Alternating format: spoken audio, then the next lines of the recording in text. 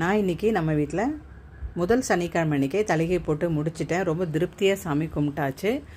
தலிகையில் மாவிளக்கு போடலன்னா எப்படி, பெருமாளுக்கு மாவிளக்கு ரொம்ப உகந்தது தலிகைக்கு. அதனால் மாவிளக்கு ரெடி பண்ணி வச்சுட்டு நம்ம வந்துட்டு வெரைட்டி ரைஸ் எல்லாமே பண்ணியாச்சு. ஒரு 5 வகையான சாதம் ரெடி பண்ணேன். புளி சாதம், எலுமிச்சை சாதம், தயிர் சாதம், தேங்காய் சாதம் அண்ட் சக்கரை பொங்கல். இது எல்லாத்தையுமே இலையில் வச்சு அப்படியே பெருமாளுடைய முகத்தை நாம் ரெடி பண்ண சாப்பாட்டாலேயே கொஞ்சம் அழகாக ரெடி பண்ணிட்டேன். எனக்கு தெரிஞ்ச அளவுக்கு நம்ம ரெடி பண்ண சாப்பாடை வச்சு முகத்தை வரைஞ்சாச்சு.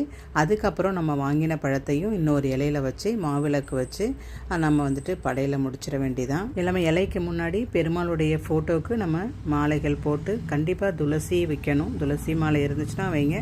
நம்ம வீட்டிலே துளசி செடி இருக்கிறதால துளசி இலையாவே பறித்து நான் வச்சுட்டேன். தேங்காய் உடைச்சி நம்ம தீபாராதனை காமிச்சு சாமிக்கு பூஜை முடிச்சிட வேண்டியதான். படையில் வெங்காயம் போடாமல் மிளகு தட்டி போடுறது பெருமாளுக்கு ரொம்ப உகந்தது.